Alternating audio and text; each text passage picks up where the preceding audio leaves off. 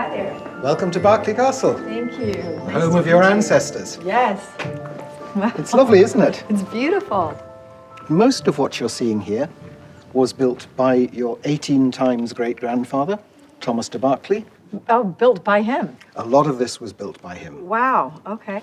This is the Berkeley Arch, which we will go through. Okay, looks a little scary.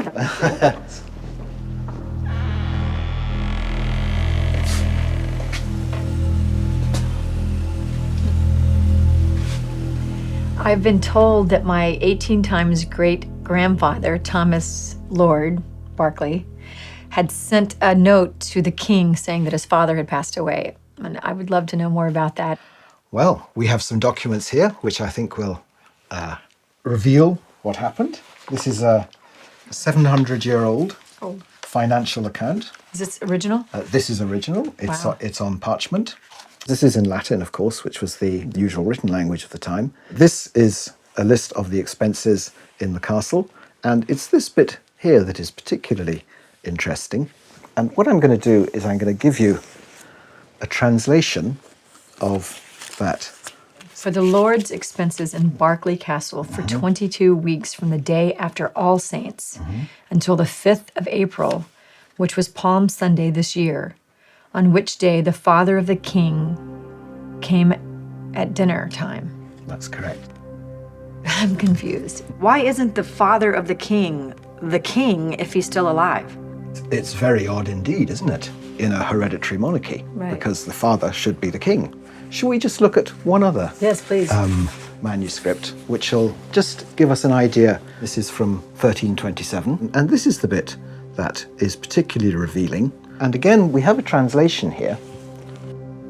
For bolts, rods, bars, and other ironwork bought for the chamber of the father of the king. So the father of the king was living in a chamber. In a chamber with Is that lots. like prison? With lots. He was indeed being kept prisoner here. He was being kept prisoner by his son? No, he was actually being kept prisoner by your 18 times great-grandfather.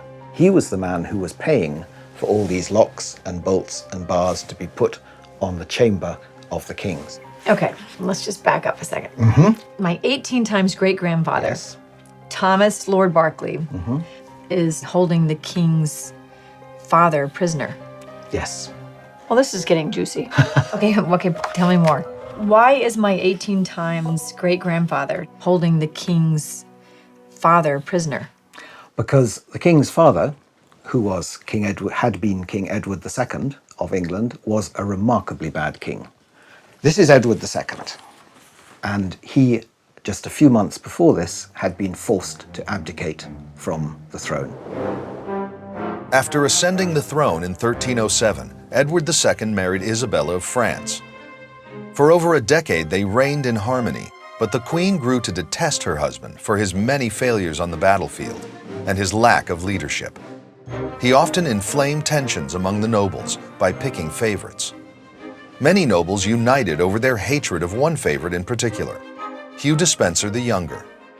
Despenser used his influence over the king to gain land and wealth.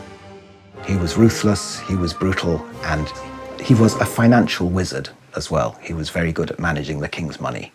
So that is why Edward II liked Hugh Despenser. Isabel was said by one chronicler to have loathed Hugh Despenser with a more than perfect hatred. She really hated That's him. a nice one. I hate you. With more than perfect Yes. hatred. Wow. Hostility towards King Edward II and Hugh Despenser eventually led to war in 1321. Queen Isabella took up arms against her husband and joined forces with Roger Mortimer, a nobleman with whom she allegedly had an affair. Then, in 1327, the pair overthrew the king. And so Roger Mortimer seized power for himself during the next few years. So Mortimer, I feel like that was in my family tree somewhere. You're absolutely right. Here you have your family tree. And look at the top, Thomas Lord Berkeley. So this is my 18 times great-grandfather. That is your 18 And times great-grandfather. Was he married to Margaret Mortimer? Yes, and Margaret Mortimer was the daughter of Roger Lord Mortimer. Okay.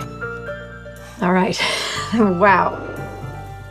So my 18 times great-grandfather, Thomas de Berkeley, married Margaret Mortimer, which makes her my 18 times great-grandmother. And this marriage between Thomas and Margaret makes Roger Mortimer, the guy who was allegedly the Queen's lover, my 19 times great-grandfather.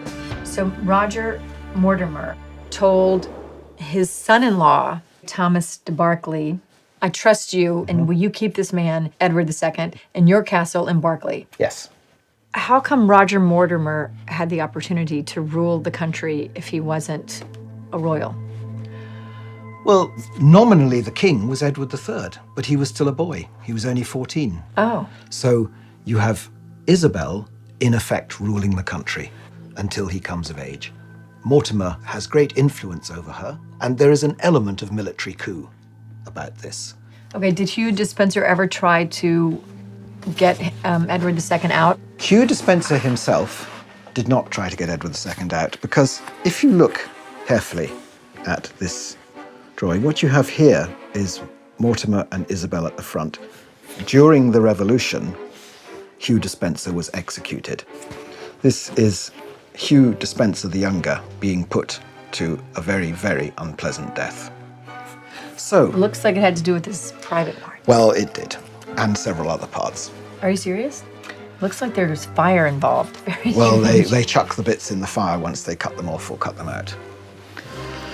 So what you have is your 18 times great-grandfather is holding the king prisoner, and your 19 times great-grandfather is in effect ruling the country. I mean, it's kind of crazy. Powerful little family we got there. We have your ancestors.